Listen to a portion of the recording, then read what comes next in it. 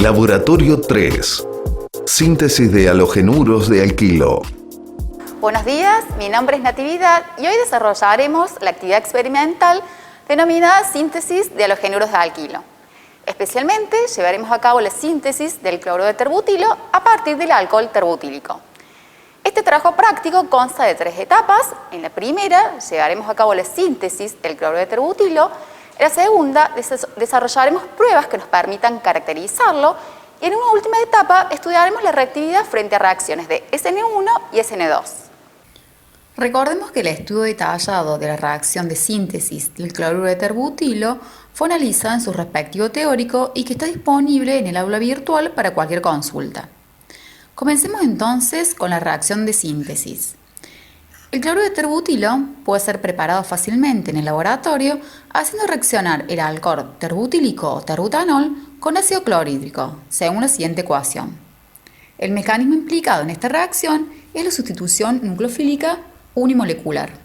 El término unimolecular quiere decir que solo una molécula está implicada en el estado de transición que constituye la etapa determinante de la velocidad de reacción. El mecanismo SN1 es un proceso de múltiples pasos. Previo a la reacción de sustitución propiamente dicha, ocurre una protonación del oxihidrilo para transformarlo así en mejor grupo saliente. En el paso de sustitución podemos distinguir 2 etapas, una lenta y una rápida. La etapa lenta es la formación del carbocatión, en este caso terciario, y por lo tanto muy estable, con la previa eliminación del grupo saliente. Recordemos que sustratos más sustituidos tienen una mayor tendencia a formar carbocationes más estabilizados, favoreciendo que la sustitución ocurra por este tipo de mecanismo. En la etapa rápida ocurre el ataque nucleofílico del cloruro al carbocatión, llevando así a la formación del cloruro de terbutilo. Antes de realizar esta o cualquier actividad en el laboratorio, lo primero que debemos realizar es la búsqueda de la ficha de seguridad tanto de reactivos como de productos, para poder manipularlos de una manera correcta y sobre todo segura. Para ello les dejamos el link de la base de datos de estos y de muchos de los reactivos, donde pueden consultar estas características antes de concurrir al laboratorio. Para comenzar la actividad, dentro de la campana se colocan en un Erlenmeyer 0,106 moles de 2-metil-2-propanol, cuya densidad es de 0,79 gramos por mililitro a la menos 1. Es decir, que se deben medir aproximadamente 10 mililitros.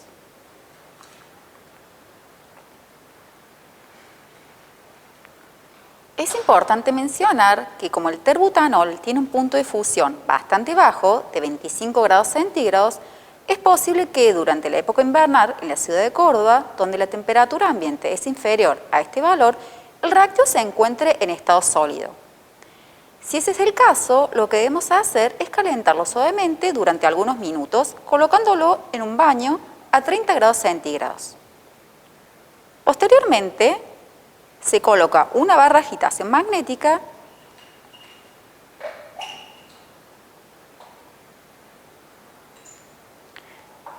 y se agregan 25 mililitros de ácido clorhídrico previamente enfriado en un baño de hielo, ya que la reacción que tiene lugar al mezclar los reactivos es exotérmica.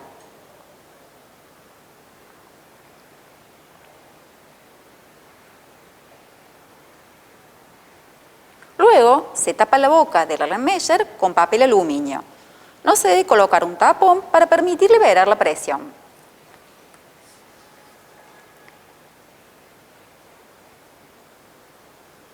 Finalmente, se agita la mezcla en forma vigorosa, empleando un agitador magnético durante 30 minutos.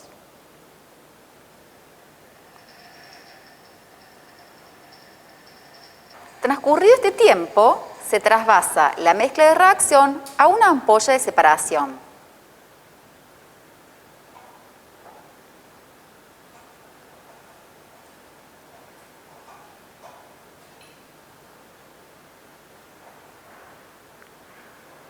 Dejando que la mezcla descanse por unos minutos hasta que las capas se hayan separado. Dado que los halogenuros de alquilo son inmiscibles con el agua, se puede observar la separación de 2 fases en la ampolla. Es importante que ustedes busquen dentro de las características del producto formado la densidad del mismo, para saber si el halogenuro de alquilo formado queda en la fase superior o inferior en la extracción. Les adelantamos que el cloruro de terbutilo tiene una densidad de 0,84 gramos por mililitro a la menos 1, es decir, es menos denso que el agua, por lo tanto va a permanecer en la fase superior. En este caso se descarta la capa inferior acuosa ácida, ya que como dijimos recién, la de arriba corresponde a la fase orgánica que contiene el producto deseado.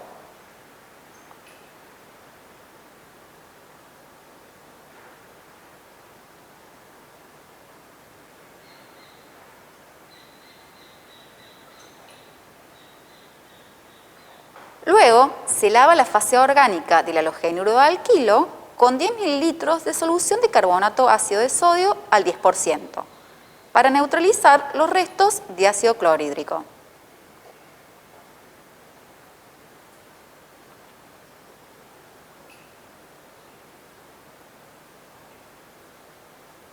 Posteriormente se hace un segundo lavado con 10 mililitros de agua fría.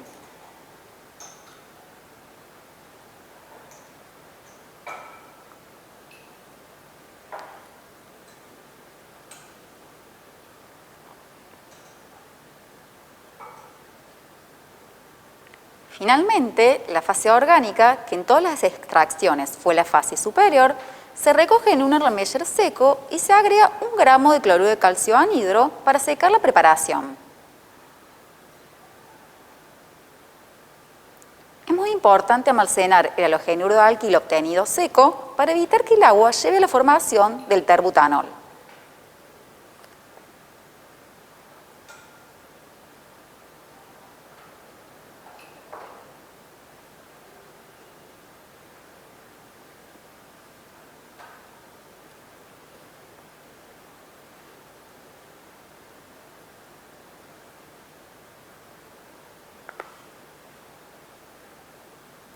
Se filtra el líquido secado a través de un embudo con un papel de filtro plegado y se recoge en un Erlenmeyer previamente tarado.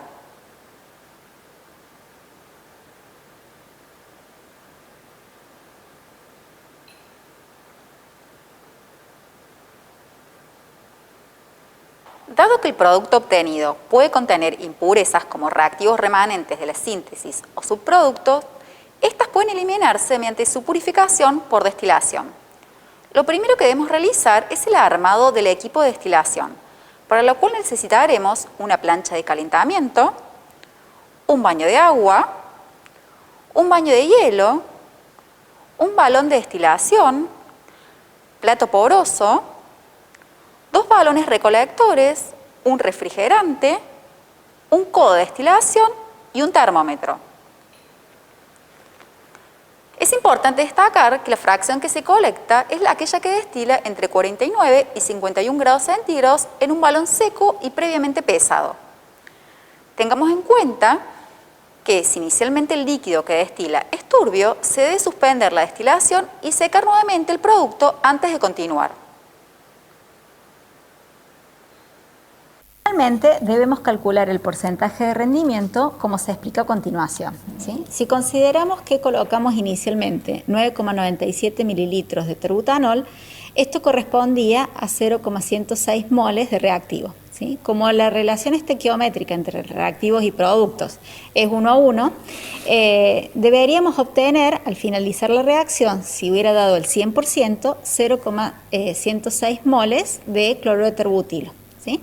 Considerando el peso molecular del cloruro de terbutilo, que es 92,5, y la masa final pesada en el laboratorio, que correspondería a 8,32 gramos de cloruro de terbutilo, podemos calcular los moles de cloruro de terbutilo obtenidos en la reacción, que en este caso serían equivalentes a 0,0899 moles. Bien, como ya dijimos previamente, si hubiéramos obtenido el 100% de reacción, esto nos debería haber dado 0,106 moles de cloruro de terbutilo, por lo tanto, los moles reales obtenidos, 0,0899, equivaldrían al 84,85% de rendimiento. Es importante, finalmente, recordar que el producto purificado se debe guardar rotulado, ¿sí? Y fuera de la luz y la humedad. Como vimos en el trabajo práctico anterior, los compuestos pueden identificarse mediante técnicas espectroscópicas. A continuación se muestra el espectro infrarrojo del sustrato de la reacción, es decir, del terbutanol. Recordemos que este tipo de espectroscopía nos da la información de la presencia de grupos funcionales. Se pueden distinguir dos señales.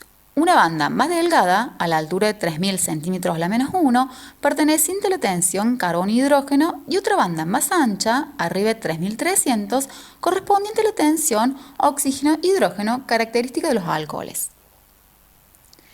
Con respecto al espectro de resonancia magnética nuclear, nos da la información de la estructura de la molécula. Como se vio en la clase pasada, existen tres conceptos muy importantes que son el desplazamiento químico, la multiplicidad y la integración. Si observamos el espectro, se distinguen dos señales. Una señal cercana a 1,2 ppm y otra que sale cerca de 2 ppm. Es decir, se podría inferir que existen dos tipos de protones. Si miramos la molécula, vemos que tiene 3 metilos, los cuales tienen el mismo entorno, es decir, están unidos a lo mismo, son equivalentes, por lo que deberían salir como una única señal alta, ya que deben integrar para 9 protones. Y dado que no tiene hidrógenos vecinos, sale como un singlete. Y además la molécula contiene un protón del alcohol, el cual es correcto que salga también como un singlete. Del mismo modo, analicemos los espectros de infrarrojo y de resonancia magnética nuclear del producto, es decir, del cloruro de terbutilo. Con respecto al espectro de infrarrojo, deberíamos observar la desaparición de la banda de tensión del oxidrilo, del alcohol, y la aparición de la banda de tensión del enlace carbono-halógeno cerca de 550-650 centímetros a la menos 1. Si observamos el espectro de resonancia magnética nuclear, vemos una única señal bien alta, cerca de 1,5 ppm, la cual corresponde a los 9 protones de los 3 metilos, que al no tener hidrógenos vecinos sale como un singlete. Además de analizar la espectroscopía de infrarrojo y de RMN para tratar de identificar la estructura del producto formado, también es de interés contar con algunas reacciones de laboratorio que nos permiten identificar la presencia de diversos grupos funcionales en las moléculas orgánicas. En este caso, necesitaríamos buscar un test que permita de manera muy sencilla y rápida identificar la presencia de halogenuros como grupos funcionales en la molécula. Bien, para ellos podemos utilizar el test de Beilstein. Esta prueba o test consiste en sumergir un alambre de cobre, el cual previamente fue sometido a la llama para generar la formación de óxido de cobre, sumergirlo en una muestra de compuesto orgánico. Y posteriormente, este alambre es nuevamente sometido a la llama. Un test de Beilstein positivo es el resultado de la generación de un haluro de cobre volátil cuando esté calentado con óxido de cobre. El haluro de cobre excitado proporciona a la llama un color azul verdoso como el que se muestran en estas figuras. Además, a continuación les compartimos un video de esta prueba realizada en el laboratorio. Otros ensayos de utilidad en el laboratorio para analizar los halogenuros de alquilo son los test de reactividad en reacciones de SN1 y de SN2, los cuales nos permiten clasificar los halogenuros de alquilo de acuerdo a la sustitución del carbono, ya sea en primario, secundario y terciario. Por ejemplo, en este caso, el test de iodouro de sodio en acetona sirve para clasificar los halogenuros de alquilo de acuerdo a su reactividad en una prueba de SN2. ¿Sí? En este caso, el ion yoduro es un excelente nucleófilo y este puede desplazar al bromo o al cloro del halogenuro de alquilo y como la acetona es un solvente menos polar que el agua, los bromuros y cloruros correspondientes son insolubles. De esta forma, la aparición de un precipitado en el medio de reacción correspondería a un test positivo. De esta forma, el test consiste en hacer reaccionar unas gotas del compuesto orgánico, 1-clorobutano, 2-clorobutano, cloruro de terbutilio y acetona, con la solución de iodouro de sodio disuelta en acetona.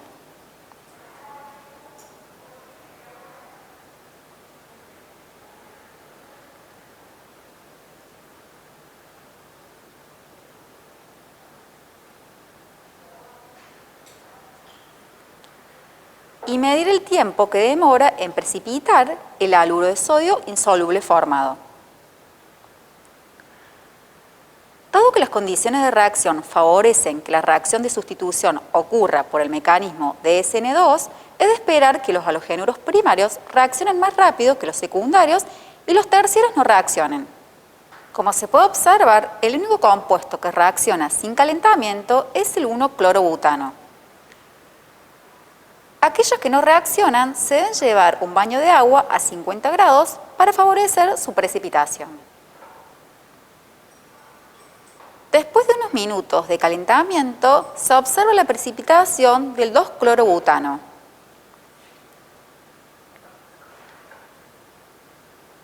En tanto que el cloruro de terbutilo y la acetona no precipitan después del calentamiento.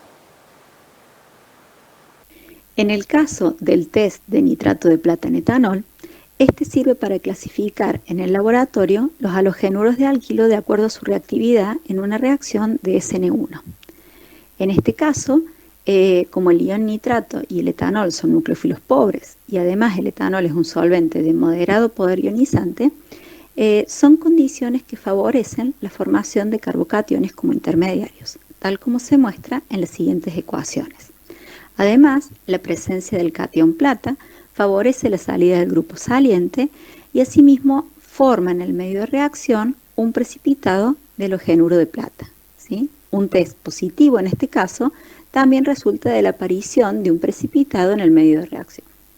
Para realizar este test en el laboratorio, al igual que en el test anterior, colocamos unas gotas del compuesto orgánico, 1-clorobutano, 2-clorobutano, cloruro de terbutilo y acetona con la solución de nitrato de plata en etanol y medimos el tiempo que demora en aparecer el precipitado del haluro de plata insoluble.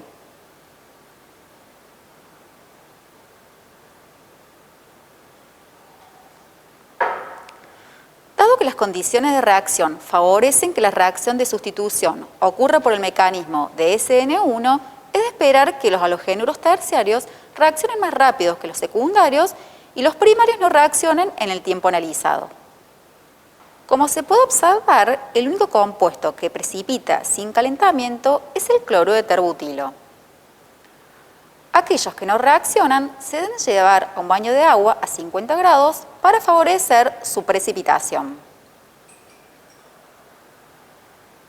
Después de 5 minutos de calentamiento, se observa la precipitación del 2-clorobutano.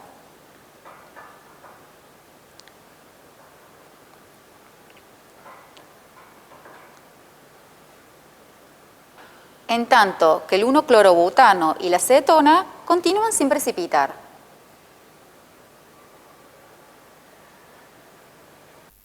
Recordemos que todos los residuos generados en la Facultad de Ciencias Químicas deben estar perfectamente rotulados según la Ley 24.051, la cual ha sido adaptada por el Área Centralizada de Trabajos Prácticos de esta facultad.